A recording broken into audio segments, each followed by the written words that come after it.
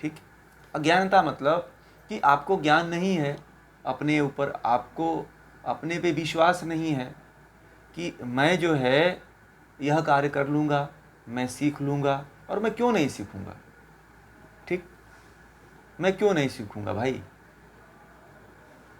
है कि नहीं। तो सबसे बड़ी बात यहाँ पे यह है कि यदि आपके अंदर यह इस तरह की भावना उत्पन्न हो रही है कि मैं तो गीता पढ़ रहा हूँ, तो मैं इसको जान नहीं पाऊँगा, सीख नहीं पाऊँगा, परंतु अंदर से आपकी इच्छा है कि मैं सीखूँगा। वो कौन इच्छा कर रहा है? आपकी अंदर की बैठी हुई भीतर जो जीवात्मा है वह इच्छा करती है कि मुझे ये सीखना है, और आपकी जो इंद्रियां हैं वह आपको भटका देती हैं कि मुझे यह चीज़, मैं यह नहीं सीख पाऊँगा। ठीक है, आपकी जो इंद्रियां हैं और इंद्रियों के विषय हैं वह भटकाते हैं कि मैं यह चीज़ नहीं सीख पाऊँगा। आप वास्तव में सीख लोगे, क्यों नहीं सीख पाओगे? इसलिए नहीं सीख पाते हो कि आप इंद्रियों में ज़्यादा भटक रहे हो, इंद्रियों के विषयों की तरफ, और जो सत्य है उस सत्य को नहीं पहचान पा रहे हो आप।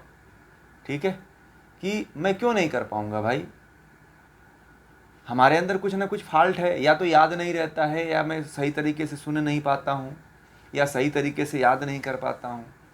यदि आप सही तरीके से सुन लेते तो फिर वो बातें आपके मन में टिक जाती। सही तरीके से आप शायद सुनते नहीं हैं, आपका मन स्थिर नहीं होता है। तो मन को स्थिर करने के लिए हमने पीछे अभी जो अध्याय हैं, दूसरा अध्याय, उसमें बहुत से बातें कही है, और आपको अभी यहाँ पे भी बता देते हैं कि सबसे पहले अपने अंदर की हीन भावना को हटाइए कि मैं कुछ सीख नहीं सकता। आप सब कुछ कर सकते हो। क्यों? क्योंकि आपके भीतर दुनिया की सबसे बड़ी शक्ति जीवात्मा बैठी हुई है।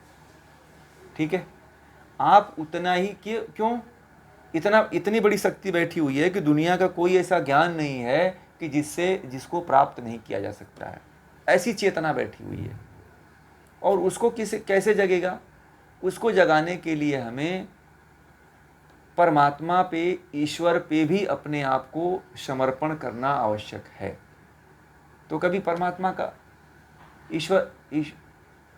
ईश्वर का ध्यान करिए, ईश्वर का चिंतन करिए, ईश्वर का मनन करिए, क्योंकि उससे बड़ा कोई आपको बल देने वाला व्यक्ति नहीं मिलेगा। और गीता को आप पूरा सुनते रहिए।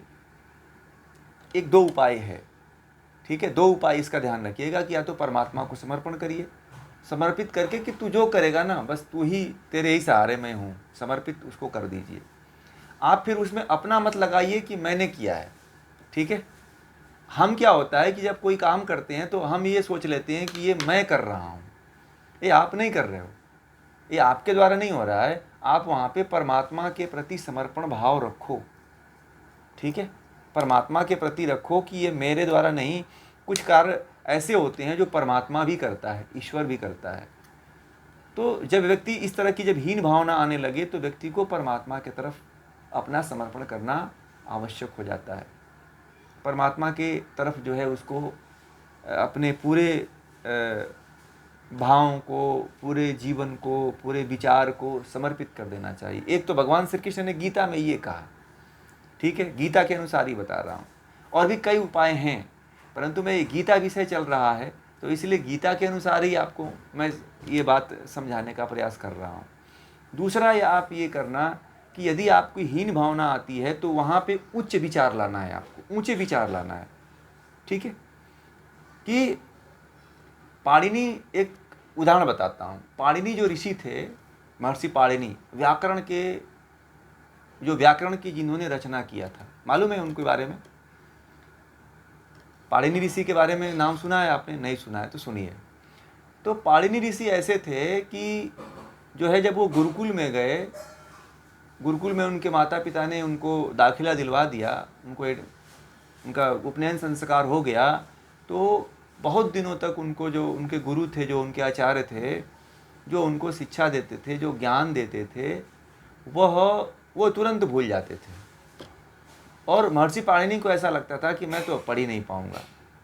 ठीक है, अब मैं ये, मेरे अंदर ये भावना अब जो है मैं पढ़ नहीं पाऊँगा, मुझे लगता है कि अब मुझे छोड़ करके अब शूद्र बन जाना चाहिए। ठीक है, हाँ, सेवा का भाव जगा लेना चाहिए।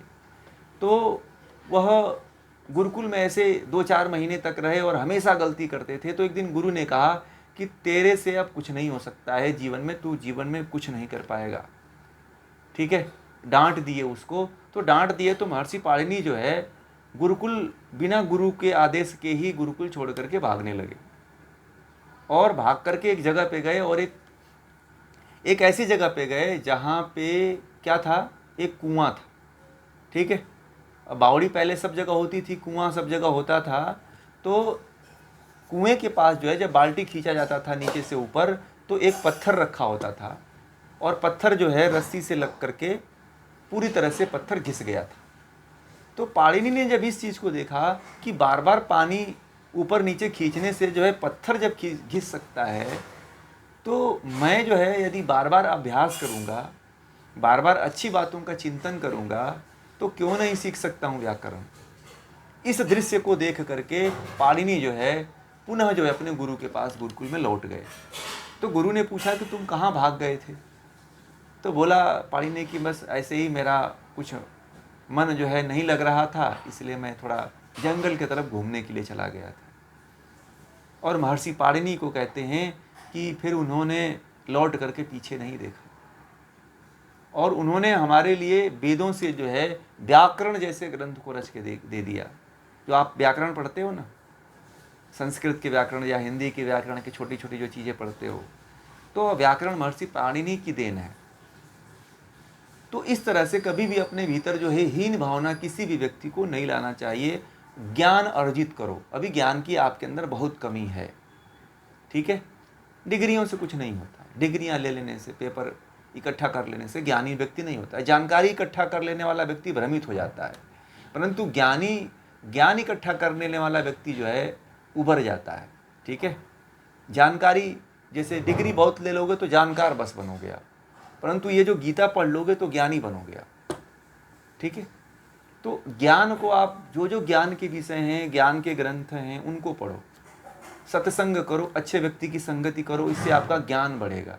जब ज्ञान बढ़ेगा तो आप भी महर्षि पाणिनि की तरह जो है ज्ञान को प्राप्त करने की चेष्टा करोगे। फिर आपके अंदर यह हीन भावना कभी जीवन में नहीं आएगी। जैसे महर्षि पाणिनि के अंदर हीन भावना थी वह खत्म हो गई, वैसे आपके भीतर भी जो है कभी जीवन में जो है ऐसी हीन भावना नहीं आएगी। ठीक है, इसलिए सतत अभ्यास करते रहिए, ज्ञान को प्राप्त करने की कोशिश किया करिए। ज्ञान कहाँ से मिल सकता है, और जहाँ से मिलता है उस ज्ञान को ग्रहण करने की कोशिश किया करिए। ठीक है, तो इस चीज़ को ऐसे करोगे आप जीवन में तो ज़रूर सफल हो जाओगे, और कभी भी हीन भावना आपके भीतर नहीं आएगी। महर्षि पाणिनि को याद रखना उनकी कहानी, कि जब रस्सी से पत्थर घिस सकता है तो मैं क्यों नहीं ज्ञान को अपने जीवन में धारण कर सकता हूँ। ठीक है।